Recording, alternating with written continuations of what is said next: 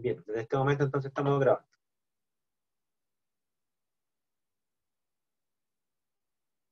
Bien, bueno, eh, vamos a continuar entonces la sesión de hoy, eh, cerrando un tema que dejamos pendiente de la clase pasada, que es el tema de las leyes científicas. Y bueno, les recuerdo que estábamos viendo en un contexto general qué era el conocimiento científico, eh, dentro del conocimiento científico respecto a las ideas, ¿no es cierto? Estábamos viendo los criterios para diferenciar una idea científica de una que no es científica, los criterios de demarcación. Vimos varios criterios de demarcación, independiente de los criterios que ustedes consideran más adecuados.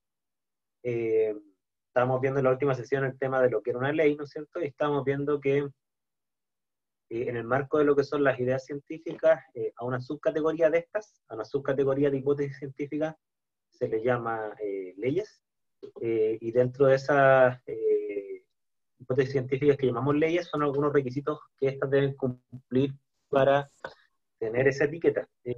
Y dentro de los requisitos estamos viendo lo siguiente, ¿no es cierto? Que eh, una ley es una hipótesis científica, ¿no es cierto? Es decir, es una afirmación que se refiere al mundo material, se afirman aspectos del mundo que nosotros no vemos, pero con los criterios de cientificismo que hemos estado discutiendo, ¿no es cierto? Que se exponga la evidencia o falsacionista, si quieren verlo desde ese punto de vista.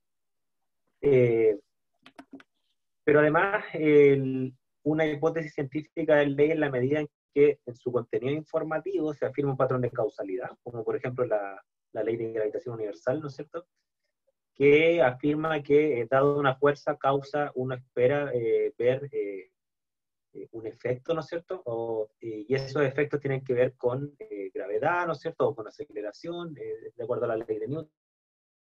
Hay varias leyes dando vueltas. El patrón de causalidad se refiere a que hay una variable que es causa de la otra, y la otra es un efecto que se puede observar o medir, ¿no es cierto?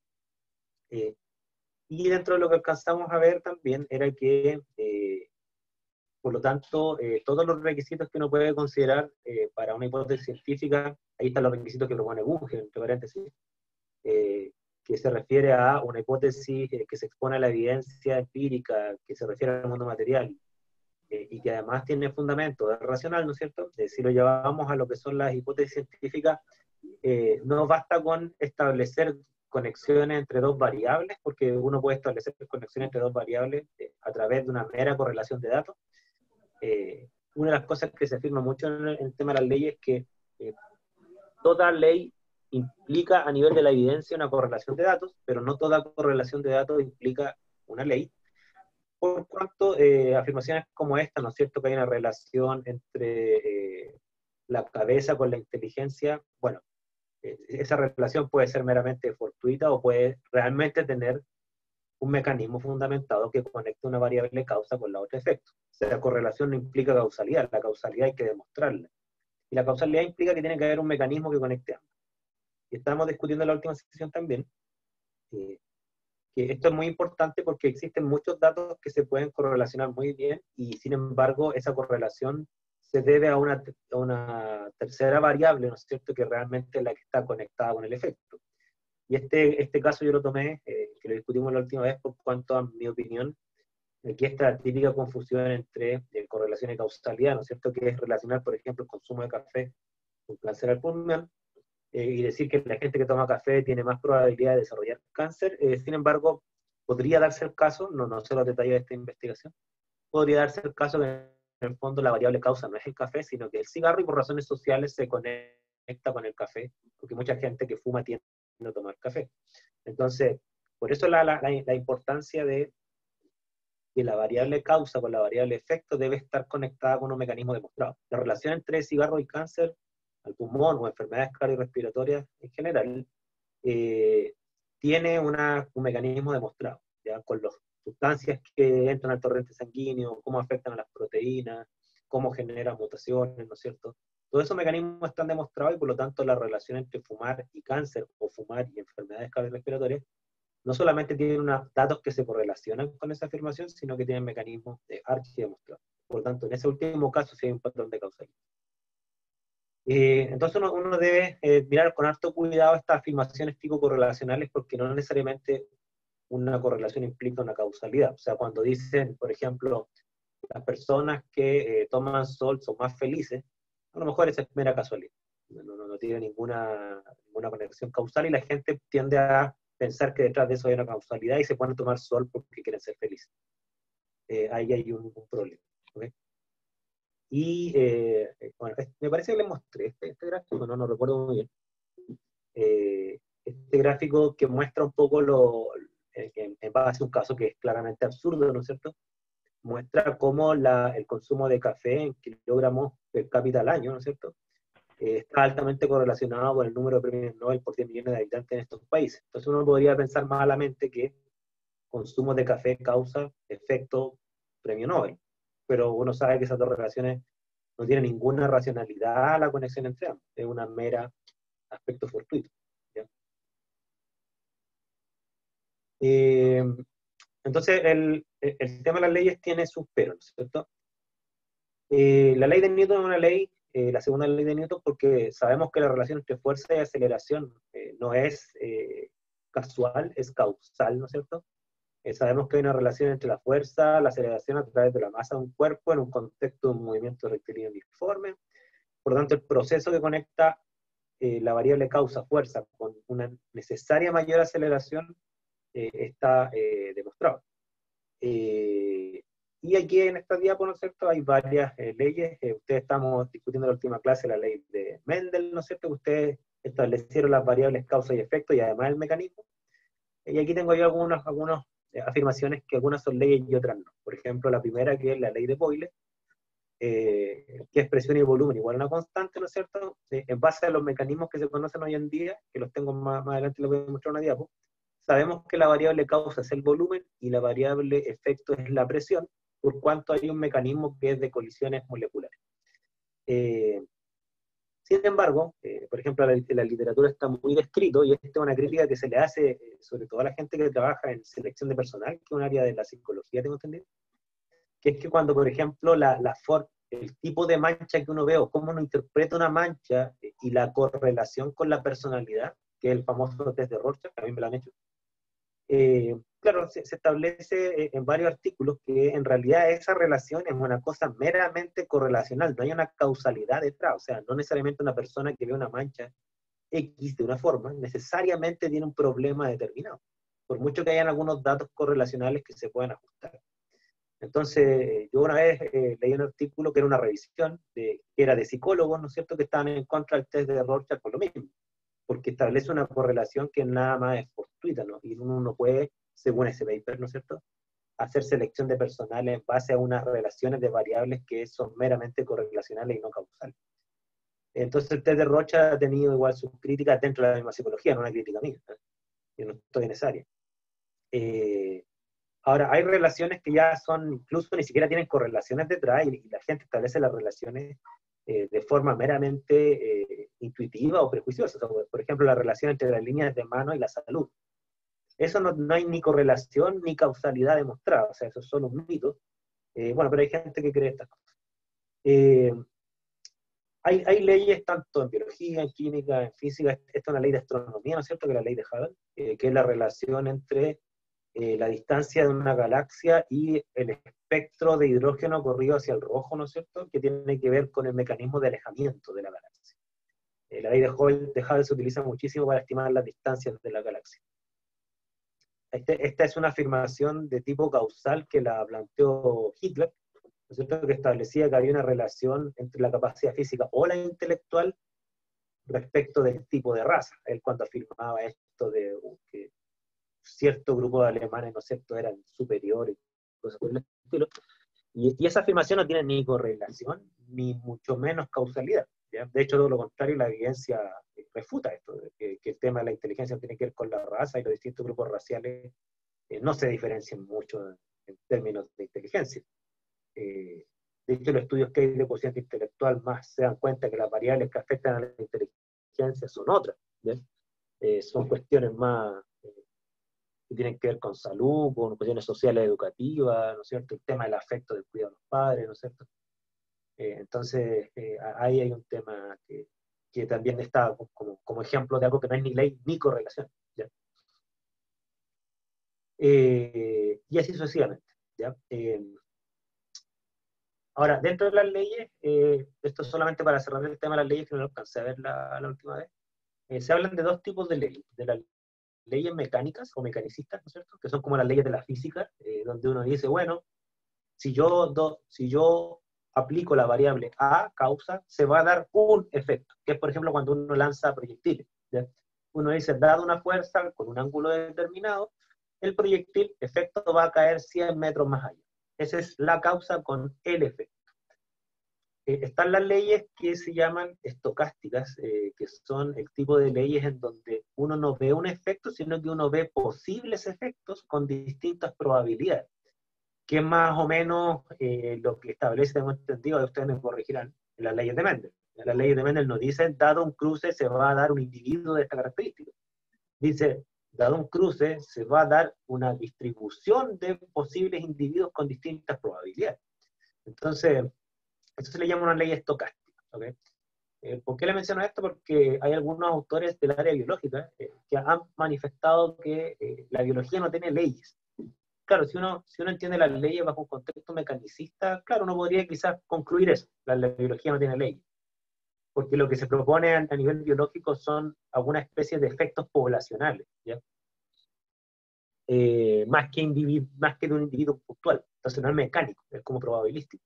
Pero los que tienen una concepción más general de ley, donde consideran la ley que una afirmación causal que puede tener dos categorías, mecanicista o estocástica, ¿no es cierto? Sí consideran que la biología tiene leyes. Por ejemplo, hay un autor bien famoso que se llama Myers, en biología, que él habla que la biología no tiene leyes. Claro, entendía ley como se ve desde la física, no como se ve desde otros marcos filosóficos más generales. ¿Okay? Ahora, más allá de la ley de Mendel, no sé si ustedes tienen alguna otra ley en biología, no recuerdo que discutiéramos otra. ¿Ya? ¿Tienen alguna ley ustedes, además de la de Mendel? Por favor, si la tienen, si me la comparten, ¿ya? Porque yo, más allá de la ley de Mendel, no conozco ninguna otra. Eh, bueno, aquí está la ley de Mendel, ¿no es cierto?, que nosotros discutimos en su momento. Cruce parental y descendencia con un tipo de fenotipo determinado. Y claro, y ahí se dan el tema de las distribuciones estocásticas respectivas. ¿Okay? Y yo siempre menciono la ley de Boyle porque, bueno, yo saco un paper de la ley de Boyle explicando un poco el patrón de causalidad, porque la ley de Boyle tiene un problema educativo, y es que muchos textos explican la ley de Boyle al revés. O sea, cuando uno le dice la ley de Boyle y le dice presión de un gas por el volumen de un gas es igual a una constante, claro, ahí hay dos variables, efectivamente. Están conectadas causalmente, efectivamente también. Pero la pregunta es, ¿cuál es la variable causa y cuál es la variable efecto? O sea, ¿es la presión la causa del volumen o es el volumen la causa de la presión? O sea, ahí hay dos posibilidades. Y lamentablemente la matemática no dice eso. La matemática da la relación precisamente meramente aritmética o en este caso multiplicativa, ¿no es cierto?, entre las variables. Pero la forma de entender el mecanismo, ¿no es cierto?, no tiene que ver con la matemática, tiene que ver con el sistema material al cual se aplica esa ley. ¿Ya? Entonces, si uno tiene presión y volumen, ¿no es cierto?, ¿cuál es la causa y cuál es el efecto? Es decir, yo aumento la presión y por lo tanto disminuyo el volumen, o yo disminuyo el volumen y por lo tanto aumento la presión. Les planteo la pregunta. En los libros, si ustedes van a los libros, salen de las dos formas. Los libros ponen en el eje X, algunos ponen volumen, variable independiente, algunos ponen la presión en el eje X, variable independiente. Nosotros nos dimos cuenta de eso hace varios años atrás, que los libros eran contradictorios respecto a esto, y tratamos de un poco de clarificar el tema para que no se cometan, digamos, esos errores. A ver, votación. A ver. ¿Cuál es la causa y cuál es el efecto? ¿Presión es la causa o pulsos? A ver, quiero una votación breve. Simplemente para reflejar que lo más probable es que va a haber diferencia entre ustedes mismos. A ver, los escucho, los leo. ¿Cuál es la causa? ¿Presión o volumen? Escriben.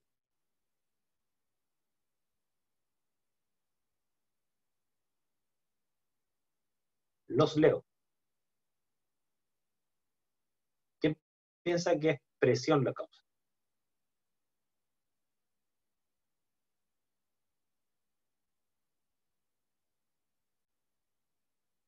algo para ver. David cree que es la presión la causa. ¿Qué opina el resto? Porque no es fácil, ¿eh? Así que láncese nomás sin, si esto no es una prueba. Victoria dice que depende del lugar en el que se haga el experimento. ¿Okay? Y los volúmenes que se ocupan. O sea, Victoria da una respuesta condicionada a. ¿Y el resto qué opina?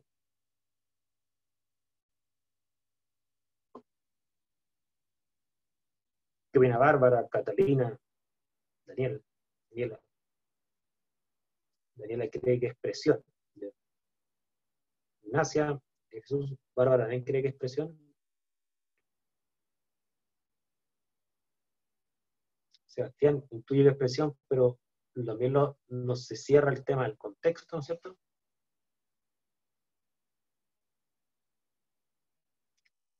Mira, este ejercicio es bien importante, sobre todo, Catalina también dice que es presión. Este ejercicio es bien importante, sobre todo a la gente que se va a dedicar a la educación. ¿Ya? Cuando uno enseña una ley, les recomiendo que nunca se abstraigan del mecanismo, ¿ok? Porque, por ejemplo, en el caso de la ley de Boyle y cualquier ley matematizada, ¿no es cierto?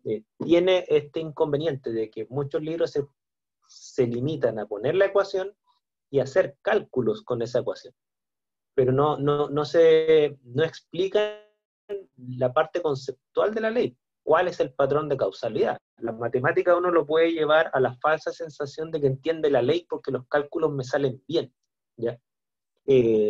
Pero vamos a ver que esto no es necesariamente así. Cuando ustedes se van a la historia de la ley de Boyle, ustedes se van a topar con esto. Se van a topar con que la ley de Boyle, cuando uno dice volumen, ¿no es cierto? Uno se refiere al volumen de un gas. Porque el volumen es una propiedad, como vimos en las primeras partes del curso. El volumen no es una cosa, no existe el volumen, existe el volumen de algo. En este caso, la ley de Boyle es el volumen de un gas. La presión tampoco existe, la presión es una propiedad, en este caso, de un gas. A eso es a lo que se refiere la ley de Boyle. ¿Ya? Y el mecanismo se basa en lo siguiente, fíjense.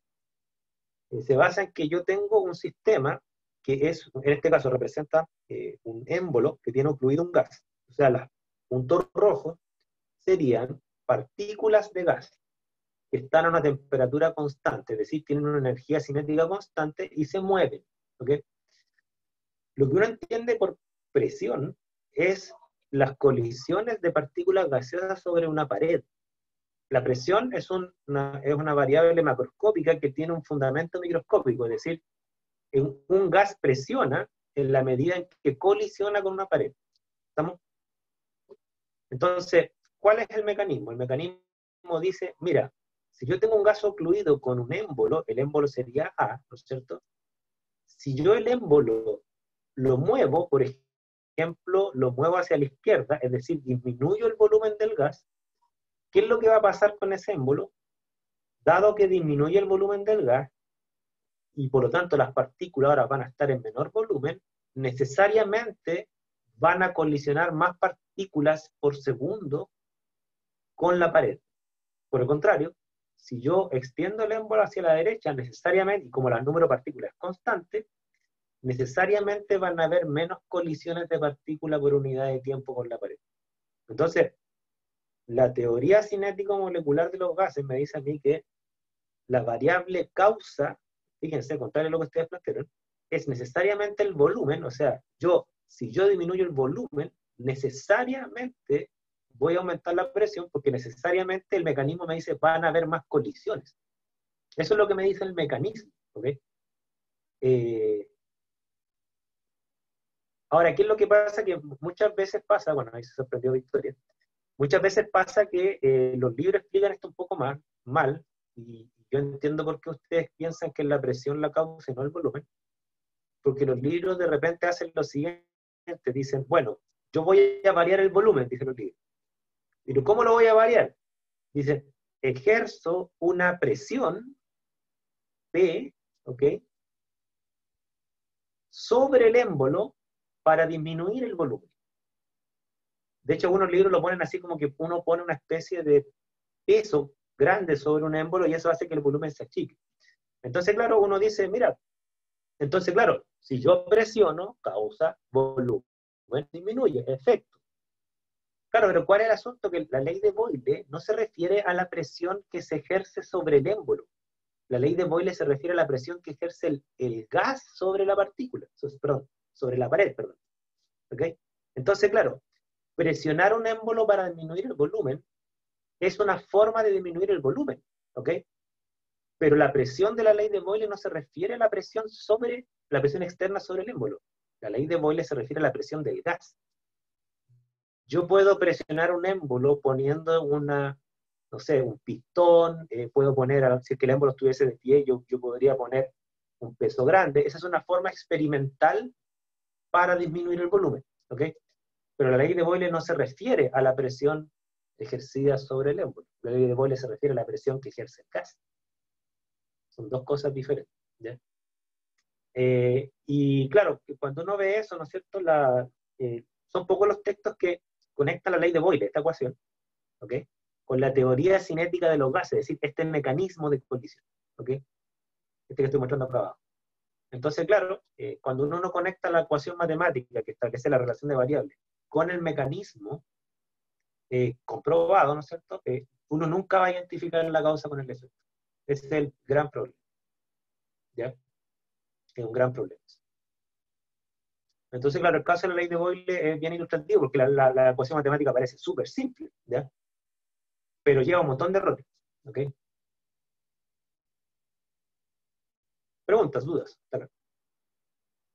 Yo siempre toco la ley de Boyle porque, como les mencioné, además que soy químico, tengo un paper de esto que si quieren se los comparto para que lo lean, ¿ya? Ahí cuento un poco la historia de Boyle cuando estableció esta relación de variables y después cuando vino el mecanismo de mostrarlo. Dudas, consultas, antes de cerrar el tema de las leyes. Los escucho, los leo, algún comentario, alguna cosa que quieran aclarar. Bueno, no sé, ¿para qué les dibujé esto del émbolo? Sí, aquí está la figura de los libros, ya, aquí estoy lo que quiero decir. Los libros normalmente confunden la presión ejercida sobre el émbolo externa, que es una presión experimental, la confunden con la presión del gas. La presión del gas es la que está acá adentro, ¿ok? No es la que está acá afuera. La ley de Boyle no se refiere a esta presión, se refiere a esta presión. ¿Okay? Por eso es fácil confundir causa con efecto en esos casos. ¿Dudas, consultas? Ustedes pueden hacer un análisis de cualquier ley que les interese y hacerse la pregunta cuál es la causa, cuál es el efecto y sobre todo, cuál es el mecanismo que explica la causa con el efecto o la conexión necesaria entre causa y efecto. Y ahí ustedes van a entender realmente bien una ley, si no se van a quedar con la parte matemática. Y eso genera, a mi juicio, una falsa sensación de que entiendo una ley porque los cálculos me salen bien. Y los cálculos no son difíciles. Entonces. Este es el paper si es que le interesa. Lo saqué con Cristian Merino, que él es didacta de la química. Yo no soy didacta, yo me dedico a la química ambiental. Pero apliqué el sistema filosófico en el cual se basa este curso para hacer este trabajo. Eso con las leyes. Entonces, antes de pasar a teoría, quiero escuchar preguntas, dudas, porque ahora lo vamos a complejizar un poquito. Dudas, consultas, algo que quieran repasar, algún concepto. Plantéalo libremente, por audio, por texto, mientras busco la otra vía.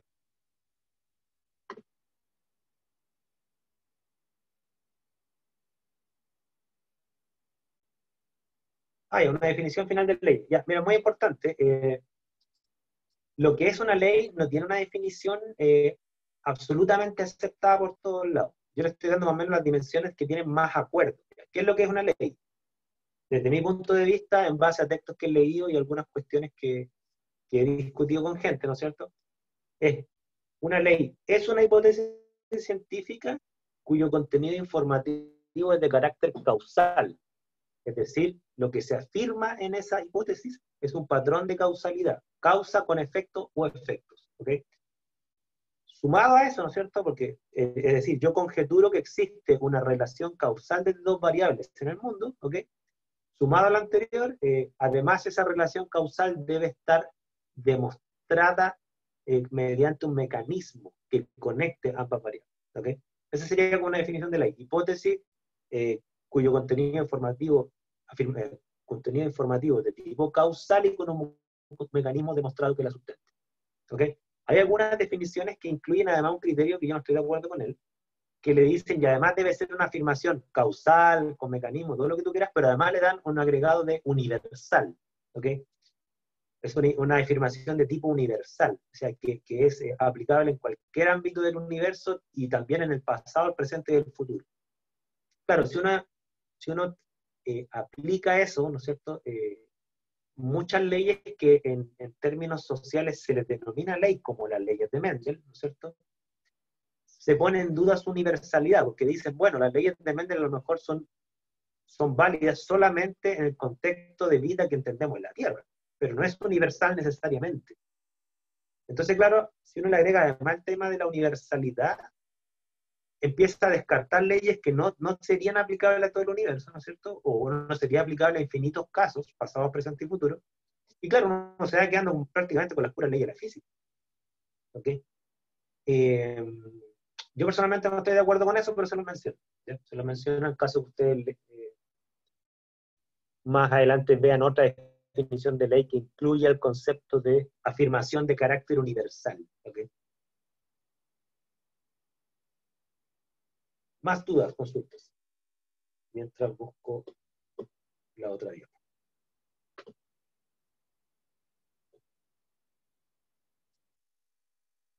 Ahora, de todas formas, bueno, ustedes a lo mejor ya estarán intuyendo esto que voy a decir. Como ustedes se darán cuenta, cuando uno trata de establecer algunas cuestiones de filosofía de la ciencia, uno se toca con autores que tienen distintas posturas. Yo en mi caso, yo no soy filósofo, yo no tengo posturas propias, ¿no es cierto? Yo soy usuario de posturas, ¿no es cierto? Yo a nivel como científico, yo lo que hago es tomo las posturas que se ajustan más a cómo los científicos nos referimos tanto a la ciencia, el método científico, a generar conocimiento, como también al conocimiento científico. Entonces, yo soy de la idea que si los científicos le llamamos a las leyes de Mendel leyes, tenemos que entonces adoptar una definición de leyes que considere las leyes de Mendel como ley, y no adoptar una definición de ley que la excluya. Porque yo soy de la idea que las posturas filosóficas se tienen que adaptar a la ciencia y no al revés. No la ciencia adaptarse a la filosofía. ¿Sí? En el caso, obviamente, de la filosofía y la ciencia, estoy diciendo.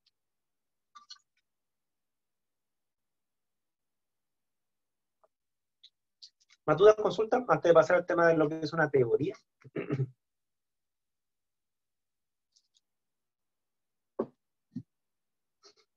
No. Bien. No por ahora. Excelente. Si les surgen dudas de nuevo, me lo dicen. Miren, dentro de la jerga de lo que es el conocimiento científico, hay tres términos que se tienden a utilizar como sinónimos y estamos tratando de elucidar que no lo son. Hipótesis, ley y teoría. Son tres conceptos que se tienden a confundir. Espero a esta altura que ya entiendan que no es que una ley es algo distinto a una hipótesis, sino que una ley es una subcategoría de hipótesis. Por tanto, decir que una ley es una hipótesis está bien. Ahora, decir que una hipótesis es una ley no siempre está bien, porque no todas las hipótesis son ley. ¿Okay? Sin embargo, en lo que es una teoría, ahí se genera un poco un quiebre, por cuanto el concepto de teoría, me le voy a hacer una analogía que no es mía, sale en algunos libros. Dicen, hipótesis y leyes serían análogamente a lo que es un ladrillo versus lo que una teoría sería un castillo. ¿Ok? ¿Por qué? Porque lo que uno entiende por teoría en ciencias factuales o naturales, como quieran llamar, que le llamamos factuales para incluir a las ciencias sociales en esto, es que una teoría no es una hipótesis ni es una ley, es un sistema de hipótesis y leyes, ¿ok? O sea, conectadas entre sí, una especie de red de ideas, ¿no es cierto?, que me permite a mí explicar y predecir cómo funciona el mundo. Eso en el ámbito de la ciencia factual. Y para tratar de graficar esto con algunos ejemplos, vamos a partir con algunas definiciones. ¿Ya? Lamentablemente aquí el diccionario no nos ayuda mucho porque las distintas definiciones de teoría tiene varias. ¿Ya? Y yo reconozco que socialmente la gente tiende a considerar una teoría bajo la definición 1, ¿okay? Que es conocimiento especulativo considerado con independencia de toda aplicación. Es decir, teoría es sinónimo de especulación.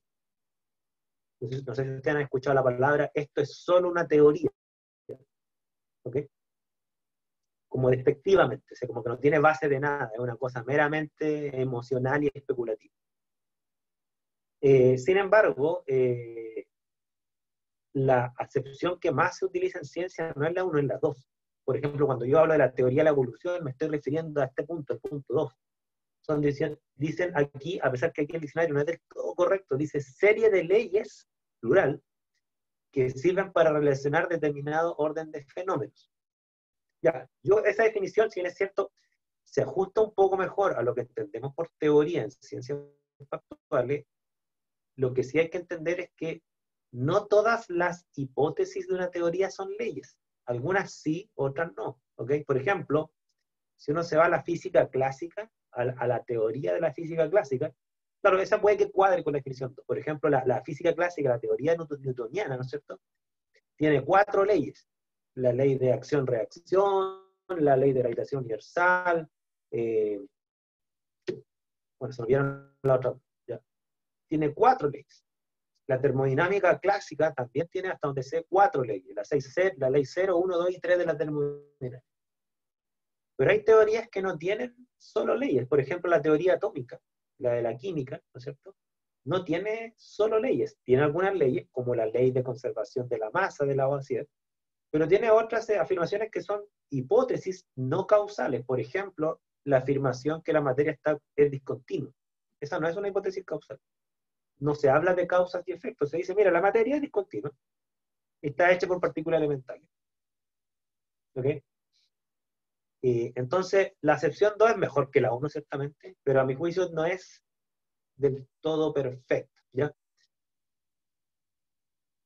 Esta es la definición que da Mario Bunge de lo que es una teoría, y a mí personalmente es la que más me hace sentido. Dice sistema de hipótesis y datos que se refieren al mundo material. ¿Okay? O sea, le incluye como una red de ideas, hipótesis, científicas obviamente.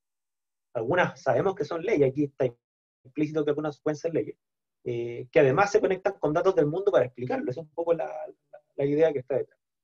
Y una definición de ese tipo se ajusta tanto a las teorías que acabamos de mencionar, la teoría de la física, que están matematizadas, están sustentadas en casi puras leyes, versus teorías que no tienen tantas leyes, pero sí tienen hipótesis que están conectadas entre sí, por ejemplo, la teoría de la evolución. ¿Ya? La teoría de la evolución que habla de, corríjame si me equivoco, ¿no es cierto? Tiene varias leyes, pero varias hipótesis, perdón, pero yo las que me acuerdo un poco es el tema de los cambios aleatorios del genotipo por mutación, ¿no es cierto? Esa es una afirmación general. La otra afirmación de que estos caracteres genéticos, por así decirlo, van perdurando en las generaciones que descienden por un mecanismo de selección natural. Esa es otra afirmación general que tiene, ¿no es cierto? Y desde ahí uno va construyendo una red de ideas, ¿no es cierto?, que tocan aspectos mendelianos, tocan aspectos, no sé, más visuales, ¿no es cierto?, para entender los fenotipos de algunos animales, de algunas poblaciones de animales, etc. No sé si está más o menos claro, vamos a ver ejemplos, obviamente, pero estoy mencionando, adelantándoles algunos, vamos a analizar un par de teorías, ¿ya? No sé si está claro más o menos, así como una definición inicial de lo que sería una teoría. ¿Alguna duda, algún comentario?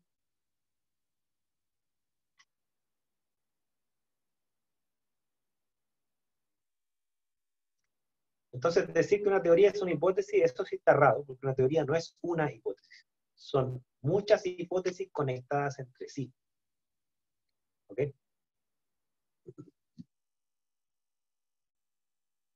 Por ejemplo, creo que tengo acá.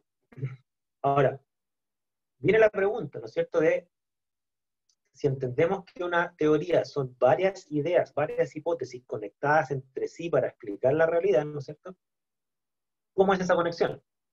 ¿Cómo yo conecto dos ideas? ¿Ok? Y aquí viene el tema de entender que esta conexión se da por un tema de escala de generalidad. Algunos le llaman esto una relación deductiva. ¿Ok? Y yo lo voy a graficar con un par de ejemplos. Miren. A ver, voy a... Espérense. Ya.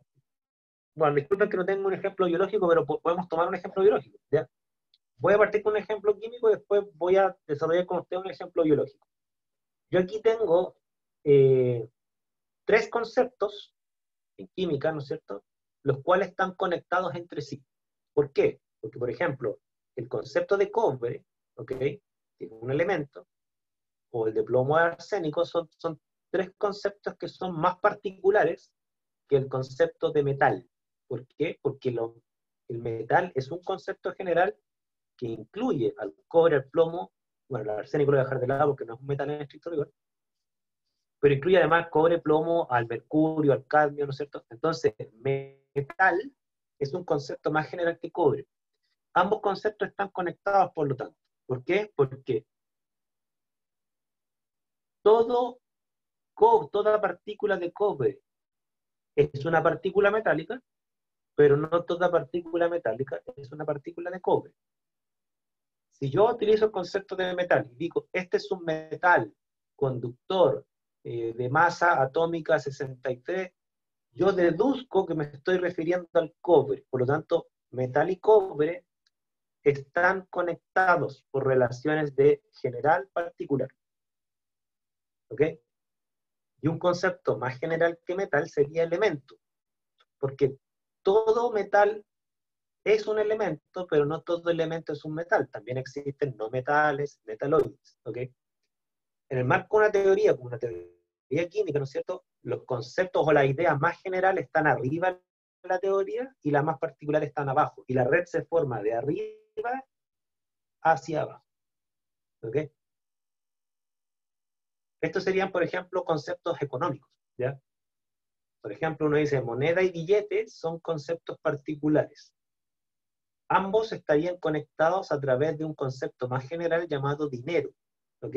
Dinero incluye moneda, incluye billete.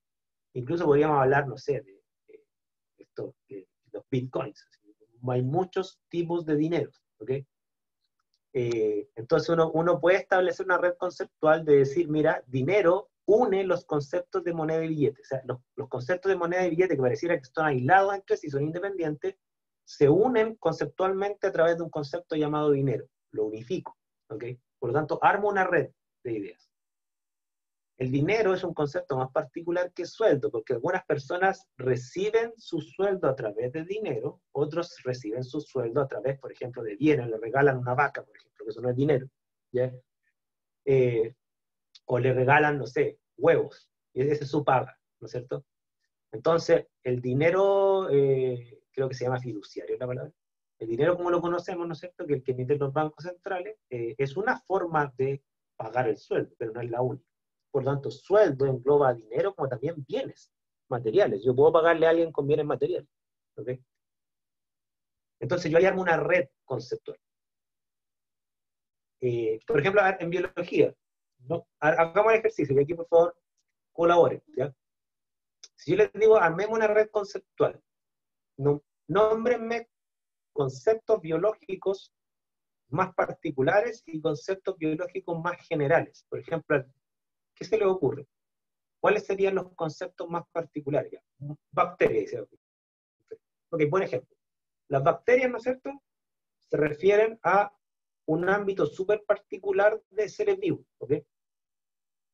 Nómbreme otro concepto particular que no tenga conexión inmediata con el concepto de bacterias. O sea, que no sea, por ejemplo, ya, aquí voy a hacer una pregunta ignorante, aquí en este caso lo que está mencionando Victoria. Absolutamente ignorante. ¿Los hongos no son bacterias? Les hago una pregunta absolutamente ignorante. ¿Ya? ¿Los hongos no son bacterias? No, ya. No se rían de mí. Yo soy químico, recuerdo. Ok, les creo. Ya. Súper bien. Ahora, si yo les digo a usted, ¿hay algún concepto más general que unifique los conceptos de bacteria y hongos? No las hace iguales, ciertamente que no. Pero sí los unifica como ambos pertenecientes a una categoría general.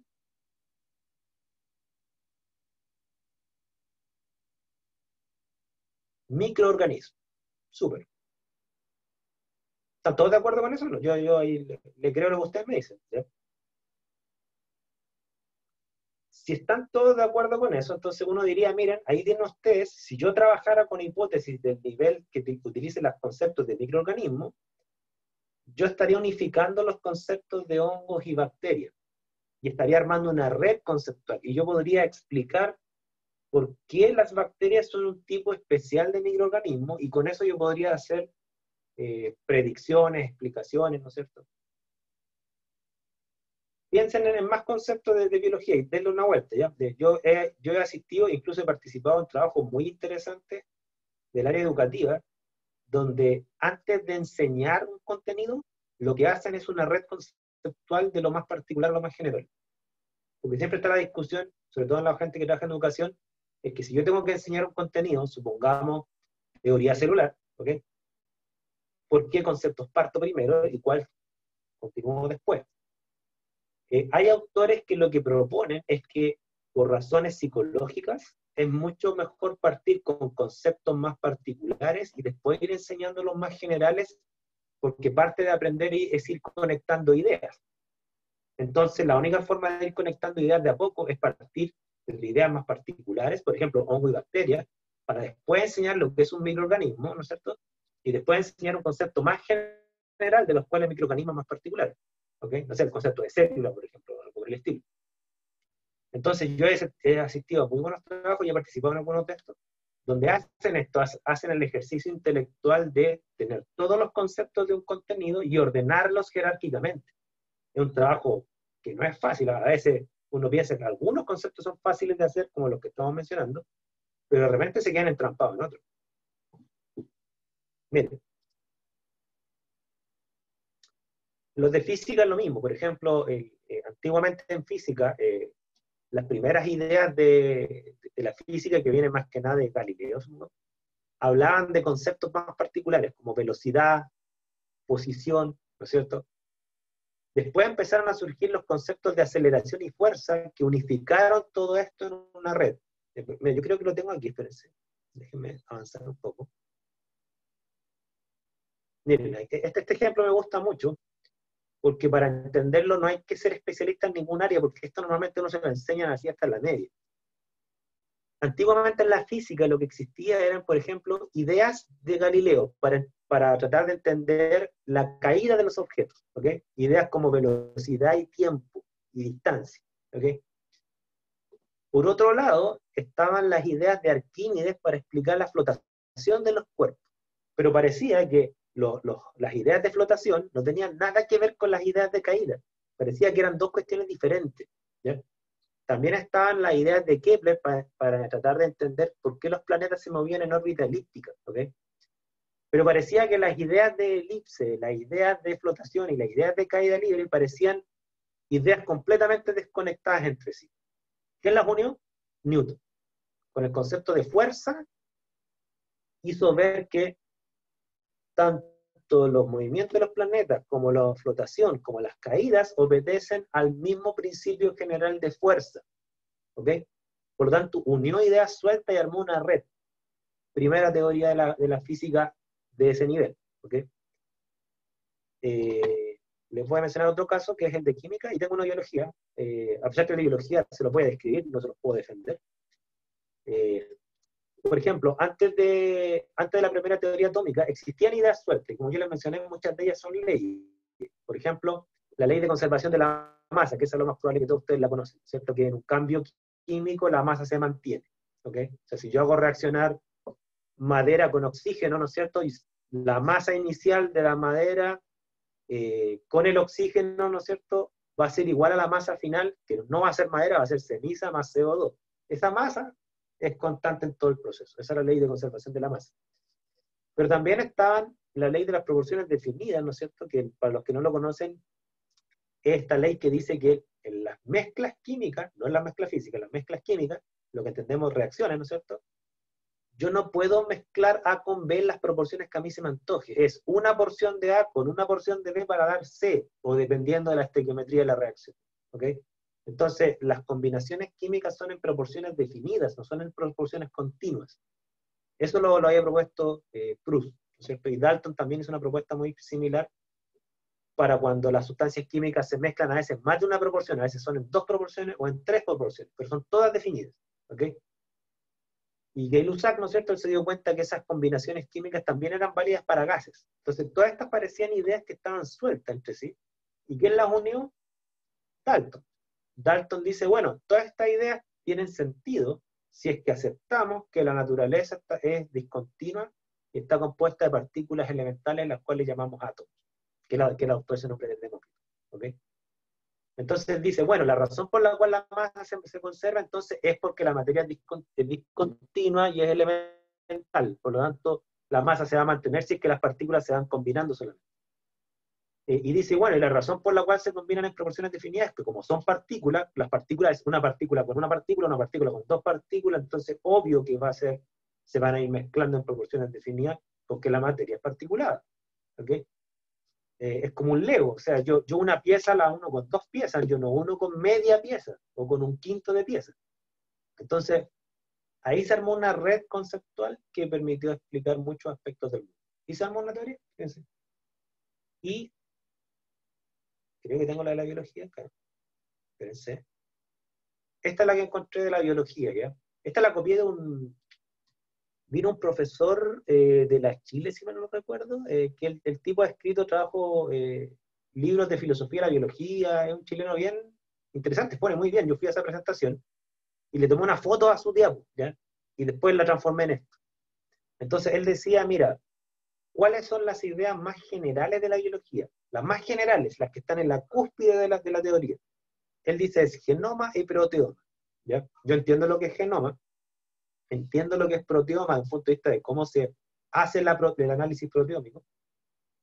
No les podría explicar lo que viene más abajo, ustedes sabrán, pero él dice que todo surge del genoma y el proteoma. ¿Okay? O sea, según él, desde el genoma y el proteoma yo entiendo los alelos, las recombinaciones, los cromosomas, las mutaciones, la variabilidad, la selección natural, el ancestro común, el concepto de herencia, especie y linaje. Entonces, esta red conceptual, que es una teoría de la biología ciertamente, las ideas más generales, este profesor las ubicaba acá arriba, genoma, proteoma es lo más general. Todas las otras son manifestaciones particulares de estas dos. ¿Ok? Y por lo tanto, las más generales están acá en el recuadro verde y las más particulares estarían ya en azul o en rojo. ¿Ok? ¿Les hace sentido esa red o no? Porque insisto, yo no tengo formación para evaluarla. ¿Ya? Yo se las puedo describir, pero no la puedo evaluar. Yo no les puedo decir esa red es buena o es mala. ¿Ok?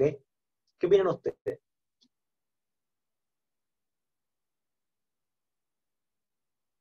Dudas, consultas. O comentarios respecto a esta red. Victoria en la prueba. ¿Qué opina el resto?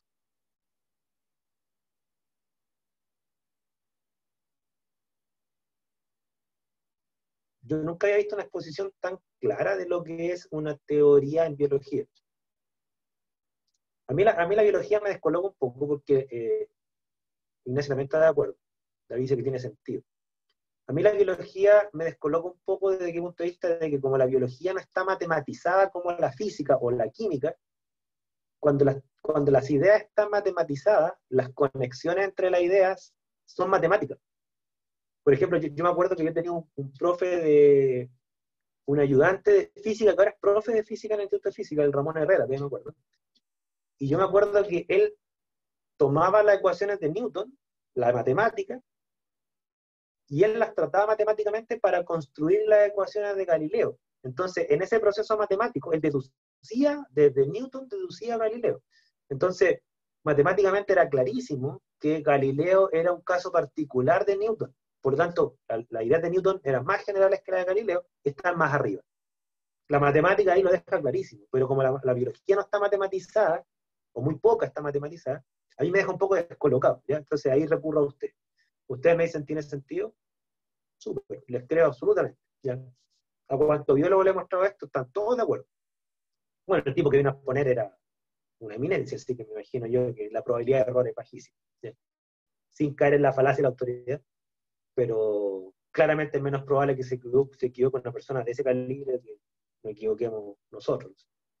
¿Qué decir yo?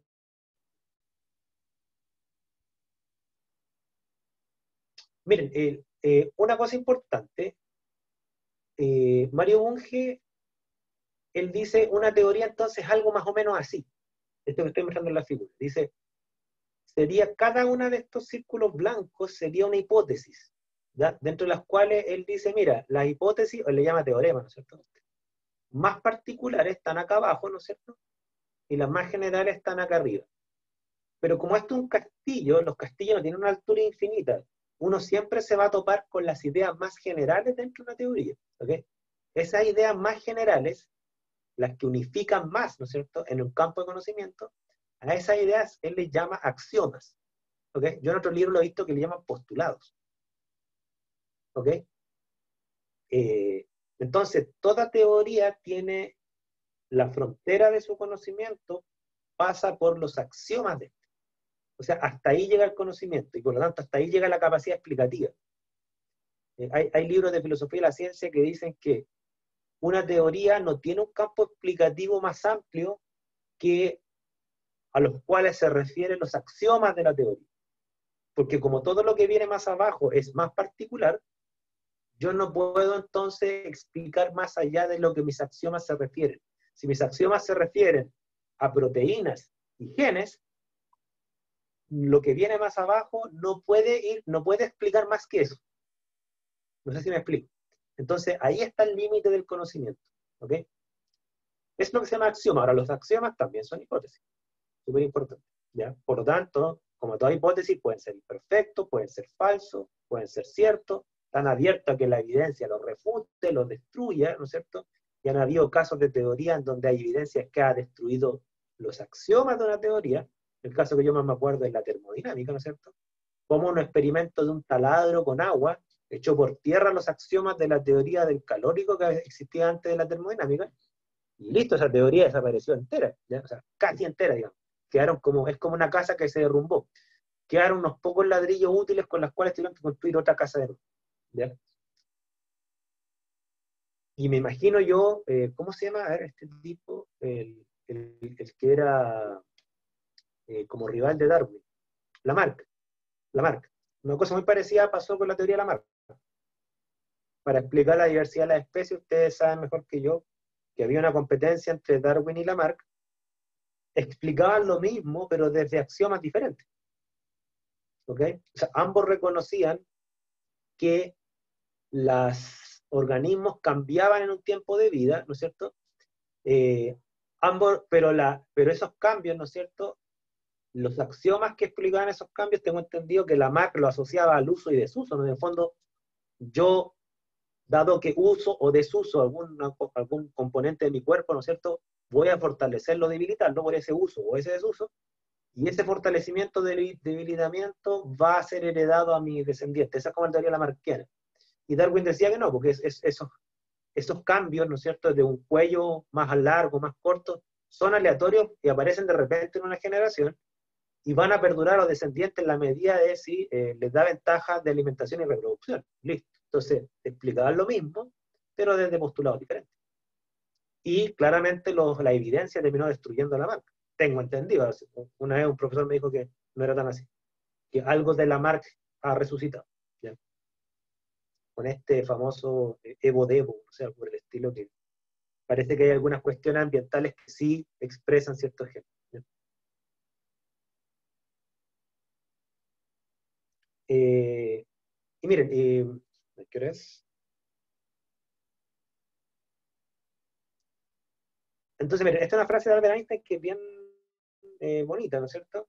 Dice que el gran o el principal objetivo de toda ciencia es cubrir un gran número de hechos empíricos por deducción lógica, es decir, de lo general a lo particular, desde el más pequeño número posible de hipótesis o acción. ¿Ok? O sea, este tipo tenía, bueno, obviamente que lo tenía clarísimo, ¿no es cierto? De Albert Einstein, ¿cierto? Tenía clarísimo lo que era una teoría. O sea, decir que obviamente lo tenía clarísimo es como ridículo decirlo de mi parte. Miren, el último caso que les voy a mostrar, que no es ni de física, no es ni de química ni de biología, es de física, pero yo lo voy a mostrar porque es un caso muy bonito. Además lo han hecho esta película, eso es lo importante, lo han hecho esta película. Muestra un poco la historia de las teorías de la física, fíjense. De aquí, por favor, díganme si me entienden. Lo que muestra esta figura acá abajo son lo que yo les mencionaba recién, que son las ideas de Kepler, Arquímedes y Galileo, ¿ok? ideas que antes de Newton estaban sueltas, vino Newton, formuló sus leyes de Newton, ¿no es cierto? Acción, reacción, inercia, segunda ley, masa por aceleración y la ley de gravitación, y unificó estas ideas, ¿ok? Primera teoría. El problema está que las leyes de Newton, su campo de acción era solamente los cuerpos con masa. Había otra teoría, que era la de Maxwell, que se refería a la que nosotros entendemos por luz o radiación electromagnética. Y ustedes sabrán que la luz son fotones, no tienen masa. Entonces parecía que Newton iba por un carril, Maxwell iba por otro carril, parecía que no había conexión entre ambas ideas, ¿no es cierto? De hecho, había hasta cierta contradicción entre ambas ideas, por lo que dicen los textos de física. ¿Y qué es lo que vino después? Vino Einstein con su teoría de la relatividad especial, que después la generalizó aún más, ¿no es cierto? Y unificó estas dos teorías, resolvió la inconsistencia y las unificó, ¿ok?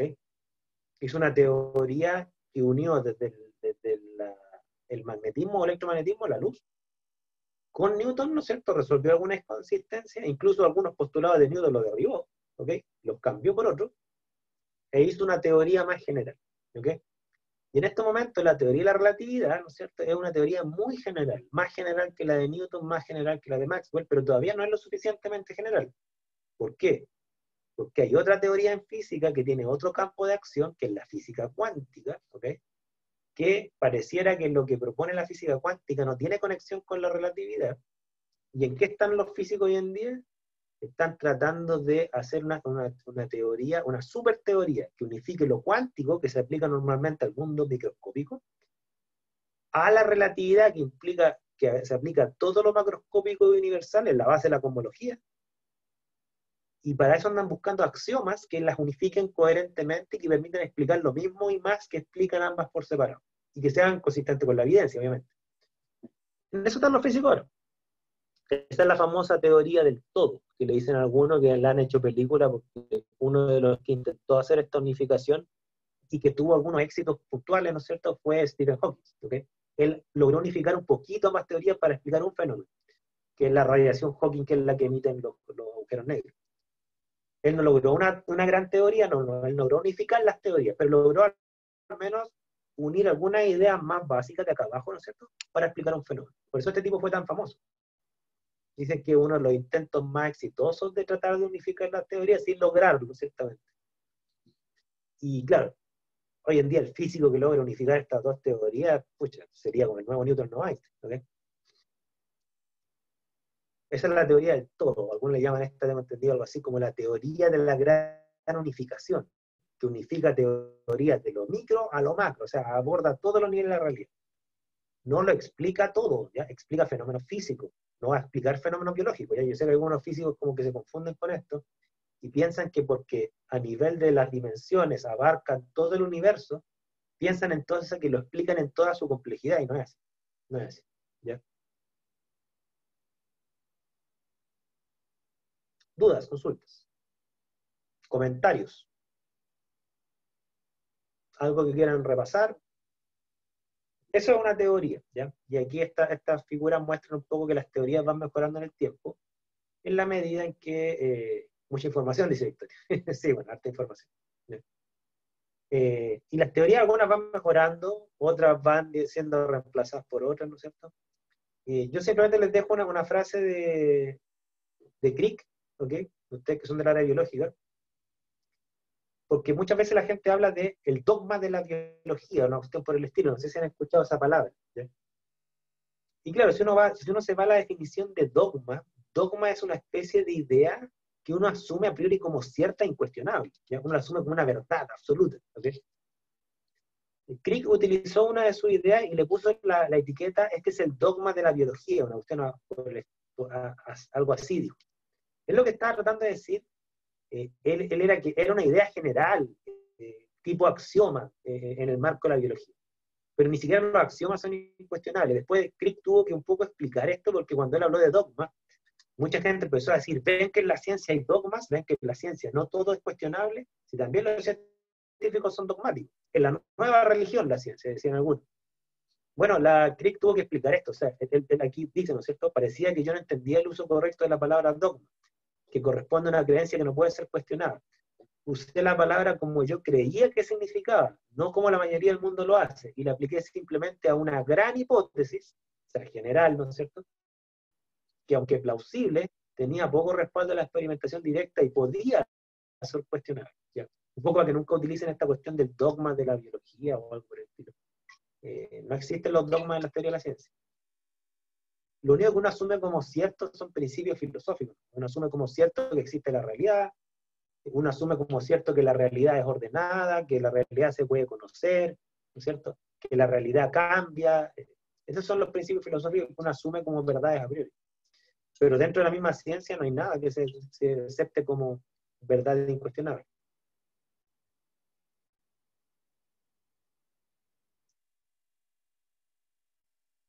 Ahora sí, dudas, consultas. ¿O sigue siendo mucha información? Pregunta honesta. ¿Entienden ahora las diferencias y similitudes entre los conceptos de hipótesis, ley y teoría? ¿Estarían en posición así de explicárselo a alguien?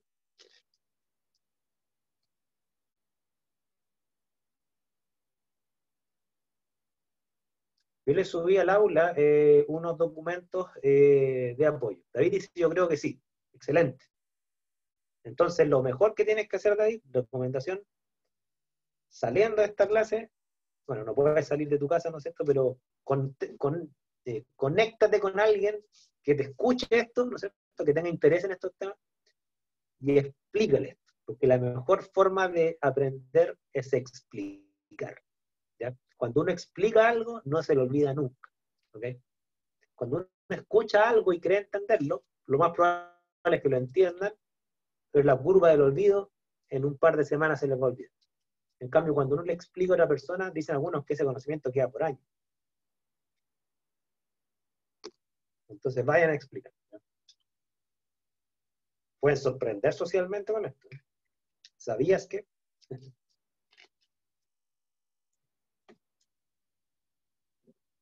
Eh, bien, si no hay más dudas, ¿no es cierto?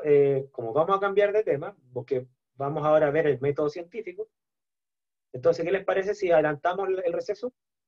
Yo voy a detener la grabación para que quede un video de lo que es una teoría solamente, y después voy a volver a activar la grabación para que parta un nuevo video en lo que tiene que ver con el método científico, ¿ok?